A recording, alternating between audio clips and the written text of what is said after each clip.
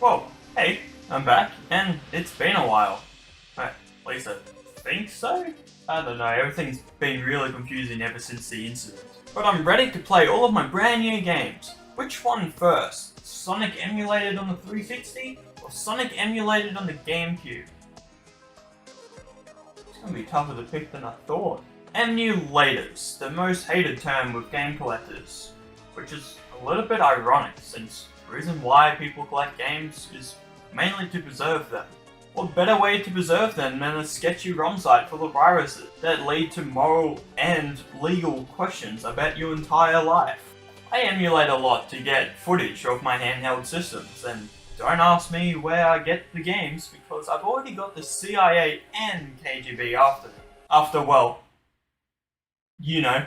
And I still like to use official hardware whenever possible because, you know, I hate convenience apparently. But I doubt unless I point it out and leave all the settings the same, it will be impossible to pick which one's which.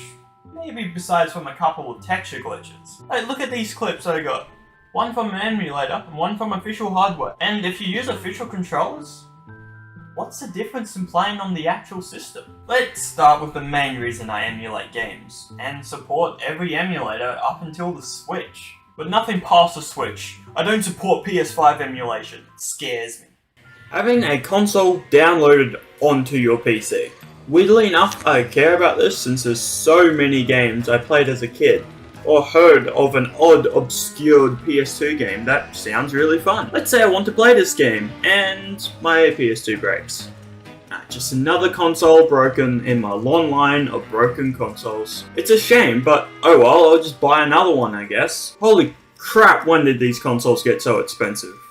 Around 3 years ago I bought my PS2 for $20. Now I can't even see one selling for under $100. Maybe the expansion pack for NSO isn't too ridiculous, since to get a similar thing physically, it's like 1,000,000 times more expensive. What am I saying siding with Nintendo? I nearly forgot they intentionally make less of their products so people buy them without thinking, in order to not miss out.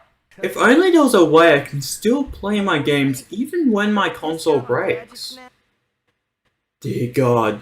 Well, owning physical stuff is nice. It has way more points of failure than software. Not to mention your childhood dream of owning a PS3 that plays Xbox 360 games, or really just a new console that plays all the games. Well, with emulators, you can have it all in one place, without any fear of things breaking or going wrong. Hardware side, anyway. I can be playing Star Fox 64, then switch to Crash Bandicoot Wrath of Cortex in a matter of seconds. Not to mention the massive online community for these games that never had online support, like Super Smash Bros. Melee, only existing because these emulator programs have great modding capability, which can open the door to custom maps for Mario Kart Wii, or just full-on brand new Wii games. Maybe this wasn't such a great idea. But what's stopping you from downloading these programs even though you don't own the actual system? Well, why should you have to? These aren't using any of the original code from the actual systems. Really, it's just a bunch of random code that just so happens to play a PS1 game. Some emulators do require original firmware to play these games, which is fair enough. Maybe find a PS2 that doesn't read games or has broken ports for cheap and just dump the firmware files onto your PC. Again, you own that firmware from an official source, so you should be able to do whatever you want with it. It's the same battle between Nintendo and filthy cheaters. But the action replay lawyers had the moon cheat enabled, so it was a sure victory. So emulators breach no copyright laws, so it should be all good, but there's one massive issue. Companies and lawmakers have no idea how to deal with this. Well, it doesn't use any code protected by the companies. It plays games that are protected by these companies. Apparently it didn't matter, because after Sony tried to sue Beam, a PS1 emulator, they lost, and the court concluded that emulation is good. Man, Sony suing over emulators may be the only thing they beat Nintendo to. So emulation is fine, what's the big deal? Ah yes, ROM sites. Download any game for free, all you have to do is train bots on how to beat the captcha. Downloading from these ROM sites are the main reason people dislike using emulators. Because how do you get this onto this? Well, there's always ways to export game files from games you own onto a PC. Things like carts or this sorry excuse for a disc is a whole nother story. Which is exactly why I download these ROMs for the games I already own, just to make the process a little bit easier.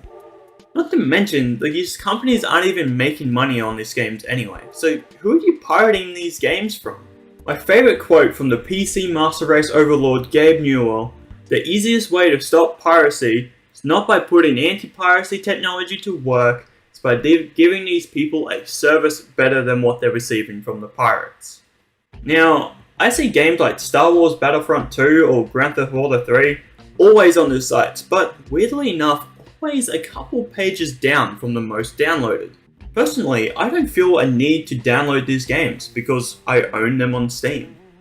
In fact, most retro games I want to revisit, I would search up on Steam first, since I know the library of old games is insanely big. Plus I love seeing numbers go up. Same thing with Xbox. If I want to play an old Xbox or 360 game, I just go on the backwards compatibility list and see if I can play it on my Series X. PlayStation as well.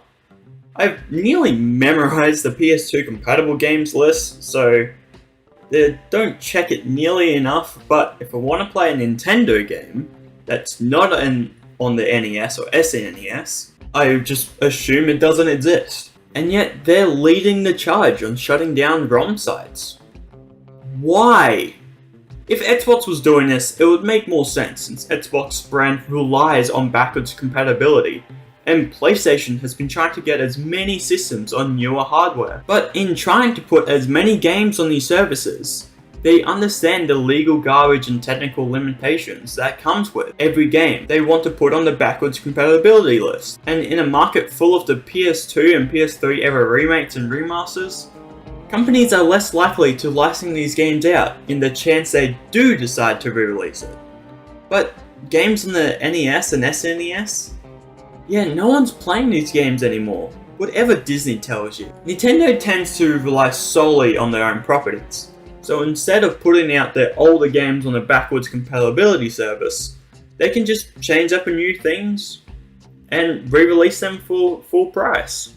Problem is, like this video on physical and digital games say, there's a lot involved with releasing a game, so these come out quicker than a buy milk. I hear a lot of hate for the Switch emulator, especially recently with Metriod Dread running perfectly on it.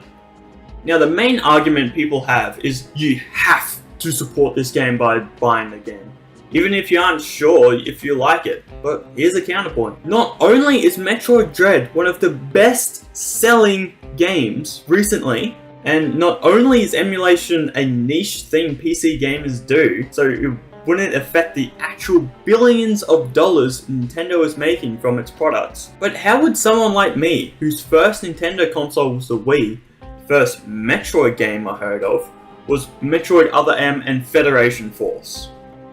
Yeah, I don't hold this series up that highly when for most of my life it was just people complaining about the series. So how else am I gonna know if this one's any good?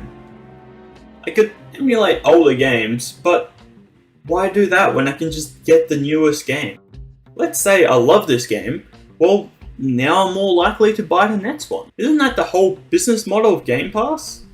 I would never pre-ordered the sequel to Subnautica or Forza 5 or hell, gone back to older games like Banjo-Kazooie, and now I really want a sequel to that game. Removing the massive upfront payment for a game can do wonders to sales down the line, because the more your game is accessible to people, the more fans you will gain. Minecraft was only $20 for the longest time, and Fortnite, well, that's completely free. If you want a series to do well, then let people play it however they want to. What if you buy a brand new Switch game at EB Games, rip the files off and resell your game, making your money back? Well, I guess moral reasons, but this is the future where morals were discovered 400,000 years ago. It's old news now. While you gave Nintendo your money, if you play that game on an emulator, you didn't technically pay for it. So you can support a franchise while not spending a dollar. But what if you're trying to save your money and buy a pre-owned game? Nintendo is getting none of that money, which is more damaging to a franchise sales, since you can just easily do that by walking into a game store. Dealing with third-party sellers is definitely on one of the levels of hell. EB Games, CEX, and JB Hi-Fi here in Australia do a pretty good job, I think, of balancing prices of retro games, and even trade-in. Well, I think everyone can agree that you can get some absolute bargains from buying from these stores. Not many will agree about the trade-ins, but think about it.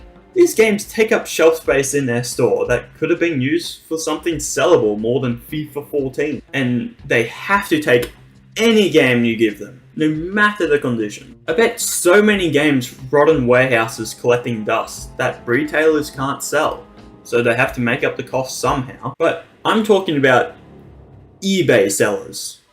$150 for the Simpsons game? $200 for a GameCube?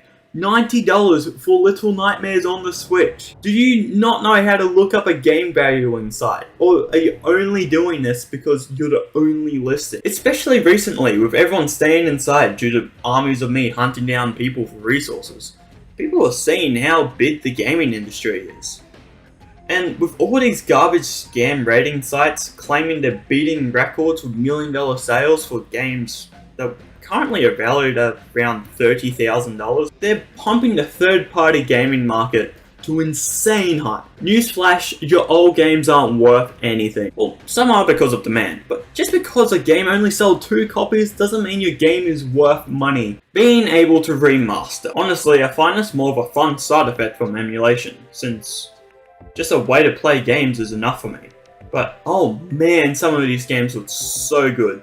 Made me realize how similar the new Super Mario games are. There's so many customization options in emulators, like processing filters that make your game look like it's running on a CRT, or make your DS games look like a painting if you're into that, I guess. I tend to just boost the 3D models, but you can get custom textures to update those, if you can be bothered doing more than 2 seconds of Google searching.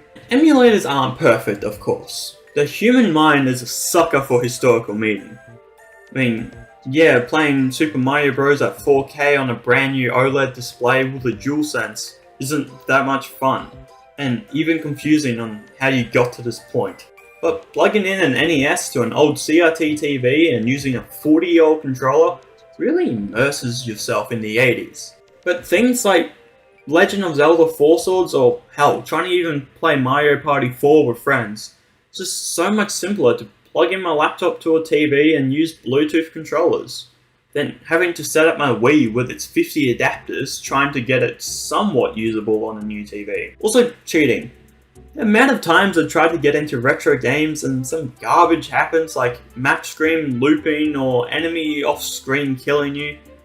Just having save states makes it so much easier. Of course, there's people that abuse this feature, myself included. Now, before you throw that shoe, I have so many games I haven't played yet, and if I die in a game and it sends me back to the start of the level, I'm out. Honestly, with everyone saying Dark Souls should have an easy mode is wrong, but I just think it should have a manual save system like Ori, but maybe uses your souls for checkpoints. But hey, that's just a correct opinion, and you can always abuse macros, so every game has a rewind feature. Alright, I got a warrant for arrest for a Mr. Seth. We had multiple reports of him using the rewind and the fast forward feature in the Mega Drive collection on the Xbox. Oh, I'm a Mr. Seth that intentionally used the rewind and fast forward feature for the Mega Drive collection on the Xbox. I also used the widescreen mode and softened all the pixels. Oh, that's perfect. We just opened up a new psych ward. I also downloaded hundreds of copyrighted material and broke space-time continuum to the point where I've starved humanity nearly to the point of extinction. Mate, we're gonna deal with real crimes here.